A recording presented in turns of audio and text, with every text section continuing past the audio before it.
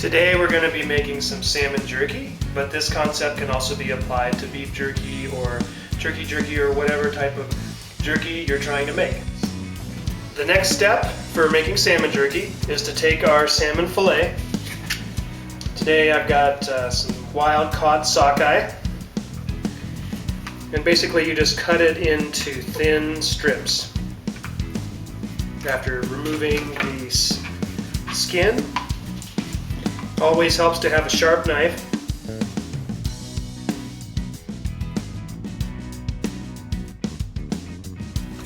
After removing the skin, you can take tweezers to remove the bones, or else cut around them if there are bones. Some cuts of salmon do not have bones so apparent. And we cut it into thin strips. Those pin bones can be tricky to cut around sometimes. Bones do not make for pleasant jerky. Remove as many of those as you can. And same goes for fat, especially if you're doing beef jerky. You want to look for the leaner cuts and be sure to trim off any sort of fat or sinews or ligaments, because that's what makes for that chewy part of the beef jerky that is not very pleasant, really. So now that I've cut around the bones, I'm just cutting it into thin strips like so. The thinner you cut your salmon or your meat, the faster it's going to dehydrate. If you try to put a thick piece of meat on there to make jerky out of it, it's just going to take a long time and not really dehydrate properly in an even way. Yeah, especially if you're backpacking, it's good to have a good source of protein on the trail. So having a treat like this certainly helps. And there is a number of different seasonings you can use before dehydrating. I usually just do a teriyaki. You can use your favorite brand of teriyaki sauce, but it's quite easy to make. I just did equal parts sugar and soy sauce, or in my case I actually used some honey and Bragg's liquid aminos. Before they go on the dehydrator, I'm going to take my salmon pieces and marinate them in the teriyaki sauce for about an hour. I'm just going to pour it over like that, and then mix it up here. I just add enough teriyaki sauce to cover the fish, really. The remaining teriyaki sauce is thrown out afterwards, so I just add enough to cover the salmon, like so. And from there, I just let it sit for an hour in the fridge, and that'll help provide some flavor. It'll also do some of the cooking for us with that salt and that sugar that's involved there. And in about an hour, we'll come back and put it on the dehydrator. Our salmon has been sitting in the marinade for about an hour now. So at this point, we can go ahead and put the pieces on our paper-lined or screen-lined trays here.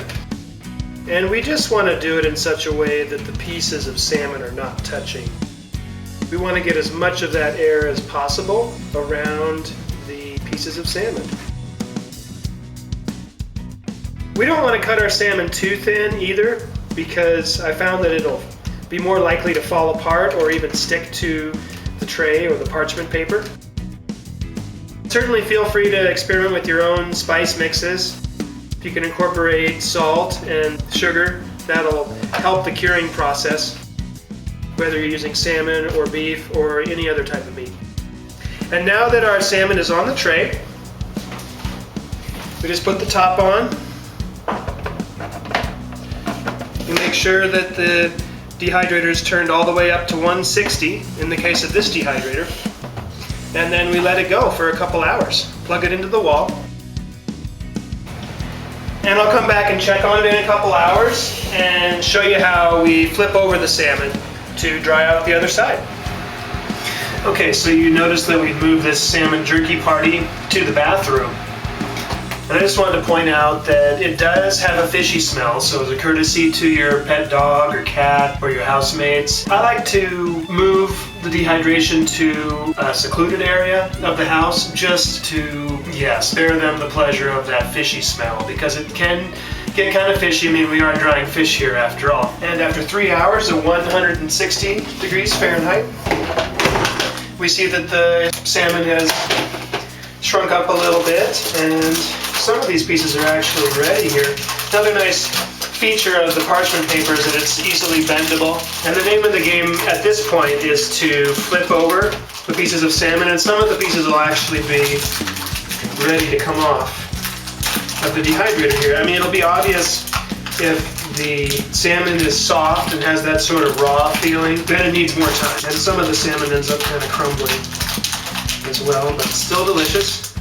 By bending the parchment paper, it helps the salmon come up off of the parchment paper more easily, I should say. Some of it will still stick there, and some of these pieces are ready to eat, actually. Like this one here.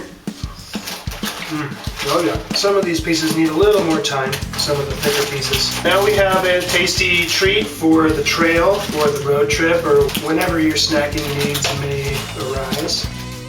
And that is how we make salmon jerky.